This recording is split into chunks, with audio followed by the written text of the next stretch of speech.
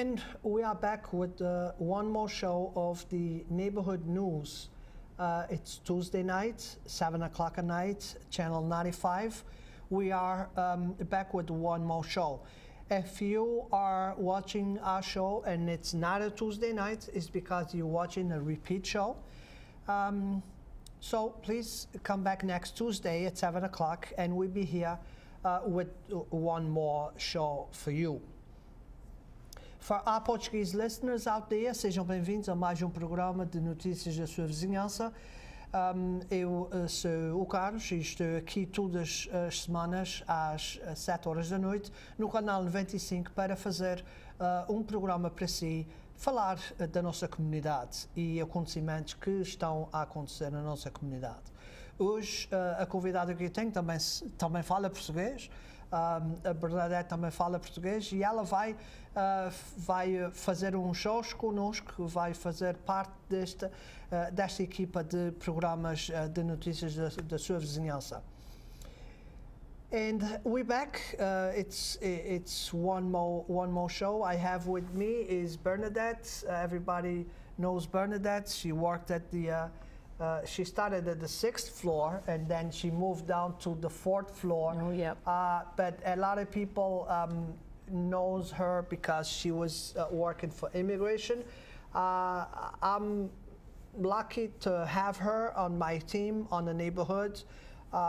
People that already attend my meetings knows that I call her my chief of staff. So everybody likes titles. She didn't ask for one, but I give her this one to her, Chief of Staff.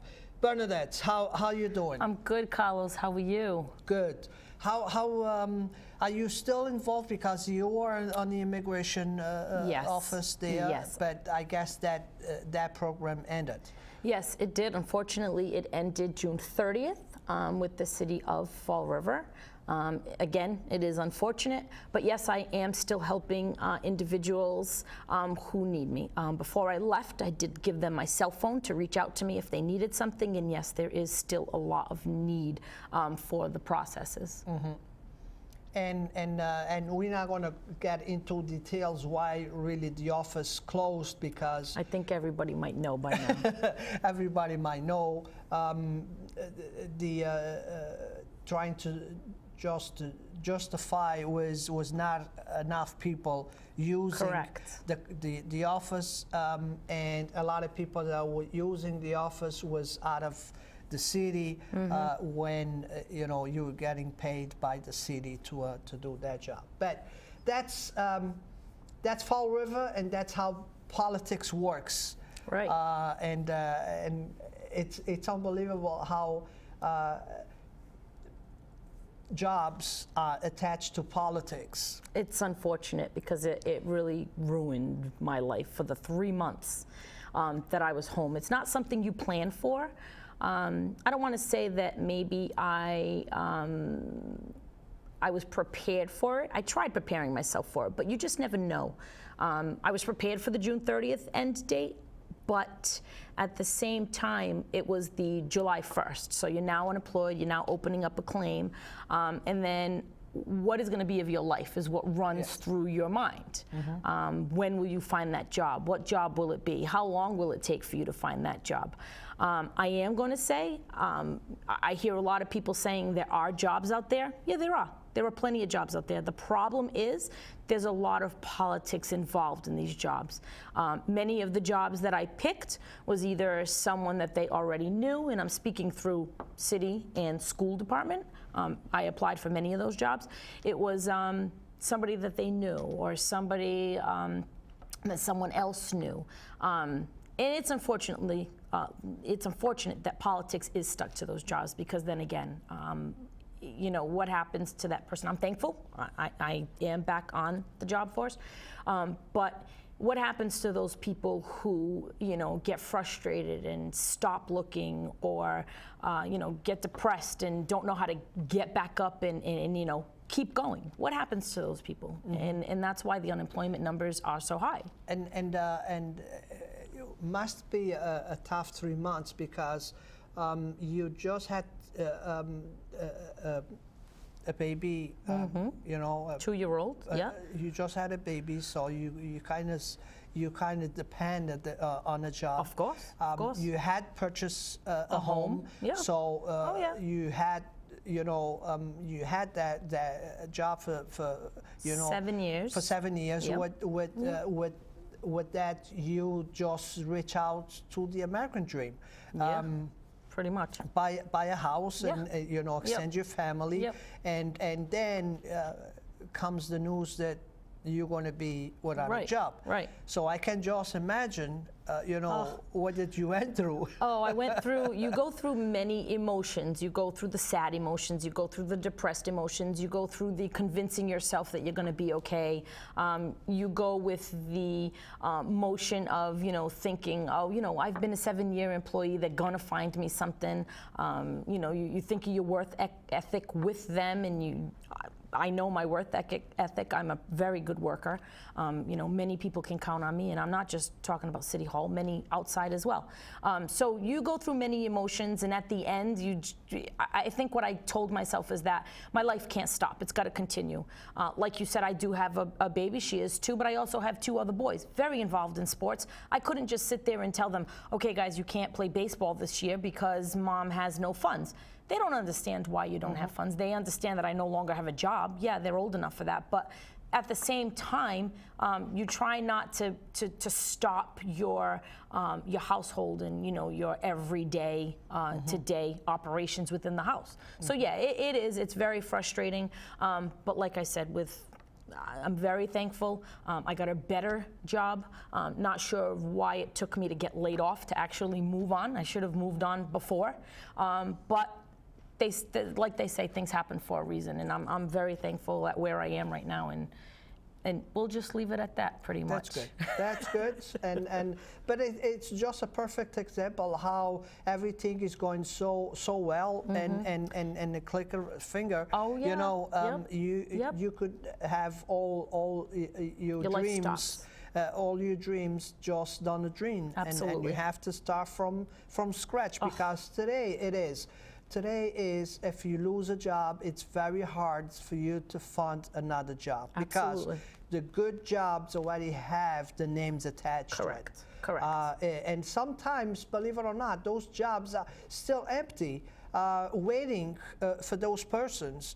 You know, either for them to leave the jobs they are working now, or to finishing the school so they can qualify for those jobs. So we know how things pretty much work.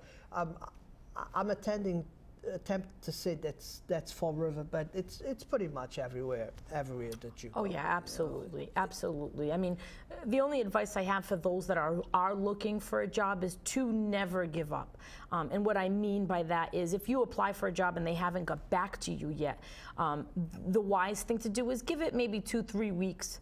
And call them back. Ask them if they ended up filling the job, or let them know that, you know, you're wondering if they are in the interview process yet, or if it's been filled. Has it been filled internally? And that's always good to know if it's been filled internally. I'm a big person for promoting internally. If you're already an employee of the company, have given already your time, and can move up, and they allow you to move up, then I totally agree with that. Now, finding someone from the outside over that person that's internally, I have an issue with that. I mean, you've already got someone in the position, in the building, in the company. Everybody wants to move up the ladder. Why not allow them to if they've been a good employee? So to those that are looking for a job, I'm going to say, don't give up. Call that employer back and ask them if they have filled the job, if it's been filled. If it has been filled, then hey, that's a job that you can flip over and just say, okay, forget it. Go on to your next one. Indeed.com is a great website. That's where I found my job now and many of the jobs that I applied for. So that's one place, but it's because I know that I know that's been many times been said, special on the local media, that it is 1,000 jobs out there. We understand those 1,000 jobs are $8, $9 an hour. It's not too much. But it's no reason for them not to be filled. Correct. It's no reason for them not to be filled. And the problem we're having, and the way that they've been justified, is because of the assistance that we gave away on our city. They better off just staying home. They better off just staying home. Right. If they're getting paid at the end of the day the same amount for staying home instead of being working, why they gonna just give up the pajama pants and and the breakfast in beds every day to go out and rustle for money? Right. I will say, now I didn't do the pajama pants, Carlos, but I will say that while I was home, I did call myself Cinderella. And because you get up, you drop kids off at school, you'll clean, you'll wash, you name it. So I did call myself Cinderella. But that unfortunately is not for me. I'm the go-getter. I like to work. I like routine in life, but not everybody's like that. Yes. And I think we need more people like that. There are jobs for everyone. There are also not just the $8 jobs. There are jobs that are good-paying jobs. You just have to. A lot of other things I find with people is they look at the job description and they say, "Oh, no, they'll never pick me." But I'm going to tell you a little story. The job that I have now, I applied not even thinking that it was going to be where I am today, okay? It was a per diem job. And I turned to my husband and I said, "I just applied at such and such a place for a per diem position." And he laughed at me and he said, "You got nothing to lose right now because you have nothing." And you know what, Carlos? Once I went in for that interview, they called me that same night and offered me a full-time position. So even if you sit there and say, "Oh, this job is not for me." Right, this job's not for me, apply. Don't put yourself down already. Let them make the call and say, "No, he or she's not qualified for that position," or "They don't have what I'm looking for." Let them make that call. You just never know. I mean, like I said, I didn't think that this would have been the job, but it is, and again, things happen for a reason. I'm glad that things worked out. Oh, thank God. Good for you. Thank God, absolutely. And so this way you can move on with your life. Oh yeah. And you can still involved in volunteering, which is a big part of your life too, because you've been volunteering for not just for our neighborhood, but involved with your kids in sports and everything. And for those that don't know, again, if you never attend a neighborhood meeting, for those that don't know, the reason that we're going to have a deck hockey on Father Travasso's, and we will have a deck hockey thanks to Bernadette. Yeah, we will have the only deck hockey, in Fall River. So and that came about because she has kids that play those games, and we didn't have one in Fall River. So she put the idea, why not try again? Let's try, and that's exactly what we did. And I was happy because after everything was already designed, everything was planned. The money was given already, so everything was sealed pretty much, and we sent a letter to the states asking to change around instead of the basketball courts changing to the deck hockey, and got approved. I was very surprised. 2 weeks, we got the letter back saying that it was done, and I was very happy. So with that, I think the boys going to be happy too. Oh my God, they haven't left me alone about this deck hockey.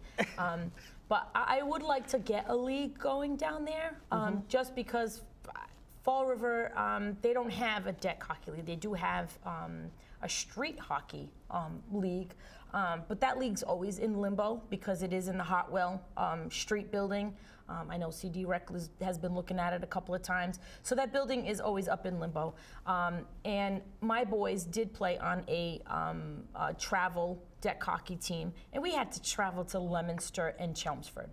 Now, what they have up there, there's no reason why we can't have in Fall River. So yeah, you're right. When I saw the plans for the neighborhood and saw that we were going to be putting more basketball nets and courts down at Travassos Park, I looked at it and said, oh my God, enough of the basketball courts and hoops.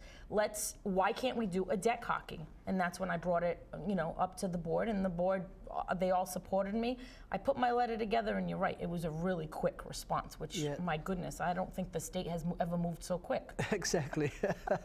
Especially when they already have everything settled, everything, you know. Exactly. It's like now we're going to have to change a bunch of papers and votes and stuff like that. And it was a 2 week was really, really nice that happened. But a deck hockey, probably we have a couple of people say, but what is deck hockey? So deck hockey is just like street hockey, but it's on this like mylar floor. I'm not even sure I'm saying that correctly, but it's on a mylar floor. So instead of playing, just regular street hockey on. So the rules are the same. Oh yeah, the rules are the same.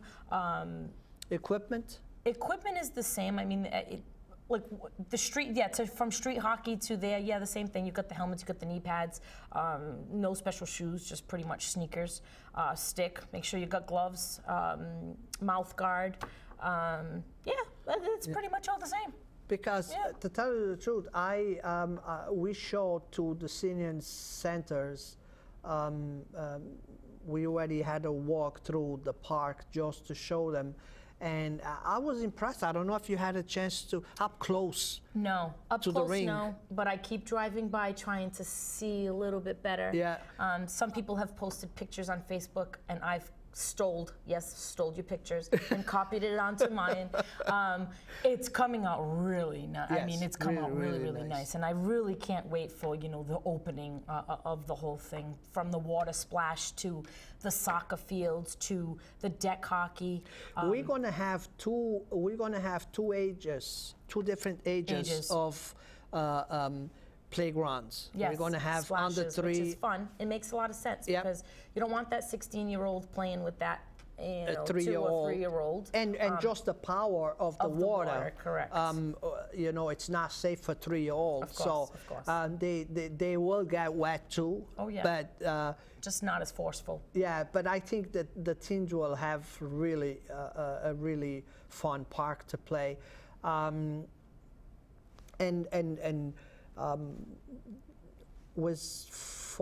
I believe was $4.8 million, if I'm not mistaken, and the state is spending another 5.6, I think, on a bike path, which is 2.5 miles. I'm really excited. And it's going to go right through Father Travassos. Whoever's using that bike path is going to go through. So it is a beautiful park, a nice project that is being done there. Our next show is going to be for Christmas Day, and we're going to probably talk about next show more things coming to the Flint. We have a bunch of announcements that we're just waiting for the new mayor elected to start office, and I'm planning to have an event so we can announce all these different projects that we have for the city. Very brief, I would like to talk to you about something that was today news on the local media, and is the contract of Mayor Brown. I know your kids are not in public school, right? And thank God they're not on public school. I think they are on the Argosy, right? No, my boys are at Atlantis Charter. Oh, Atlantis Charter. I knew it was a private a charter school. But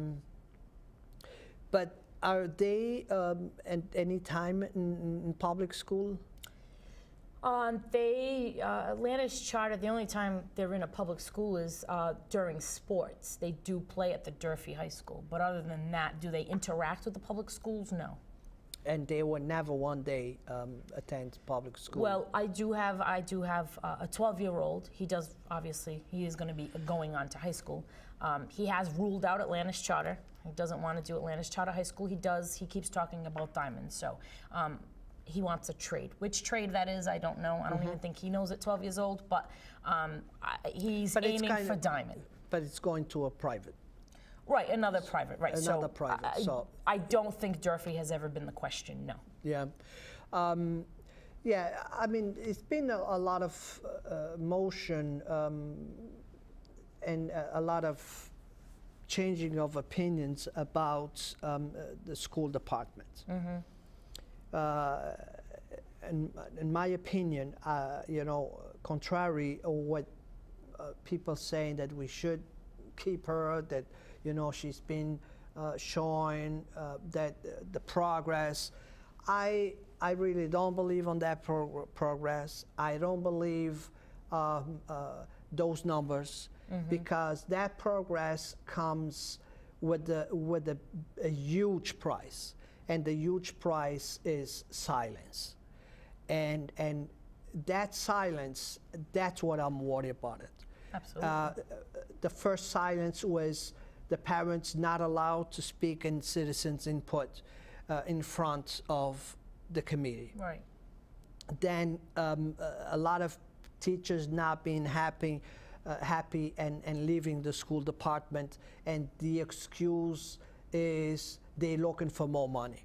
I don't believe that, because I don't believe that the teacher will decide to leave Fall River to go teach in Brockton or to teach in any other community for $1 difference an hour. Correct. I don't believe that. Why would they leave their own hometown to travel? Right. And the perfect example for that is if the teachers were all thinking about money, they will not spend their own money to buy supplies to teach in classrooms. Right. And I mean, you can probably find 1, 2 teachers that don't do that. Right. But I think it's going to be very hard to find one that don't spend their own money to teach the kids. Absolutely. So that proves me that they're not leaving Fall River because of money. They're leaving Fall River because they've been told not to talk, not to see, and turn their face around. And the perfect example, I don't know if you saw the forum from the students during this last campaign season. The young debate there. Exactly, yes. with the youth. Yes. I mean, the testimonies that they revealed that my teacher, turned the face around not to help me. It's not because they don't want to. It's because they are demanded not to get involved because they don't want no kids suspended. That's the price that we pay to have those fake numbers on the state worked. And the excuse today was 6 years ago, we had 75 or 80% students that were on assisted program. Those numbers then changed. Those numbers then changed. How come now it's more graduates than dropouts? And dropouts than 6 years ago. It's because the problems were being addressed back then, and the problem is not being addressed right now. The kids do whatever they want in a school. I have a perfect example. My oldest one, last year or the year before, the last year of school of Durfee, she used to come home and tell me that she had to scream to the kids so she couldn't learn because they were laughing, they were playing music. She's the one that had to scream to them for them to be quiet so she could concentrate. It's that's a teacher's job, and the teacher cannot do has to be like kids trying to educate other kids so they can learn. That's unfortunate for the child who wants to learn. I think the issue with the teachers too, Carlos, is let's not forget, kids of today are not the kids of, for example, when I was going to school, we were taught respect. That's your teacher, she's there to learn, she's an authority, so you respect that person. Today, kids don't even know what respect is. I mean, we hear the news, what people doing to police officers, to the black, to the white. There's just no respect, there's lack of respect. And I think for the teacher's defense, if I was a teacher, I know I'd be afraid. I'd be afraid of the kids today, I really would. Because, I mean, you got kids, the gun issue.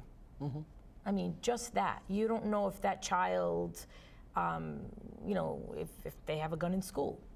I mean, I don't think they get frisked or anything when they're walking in the school. So how is that teacher to know that she is safe for that day? You know what I'm saying?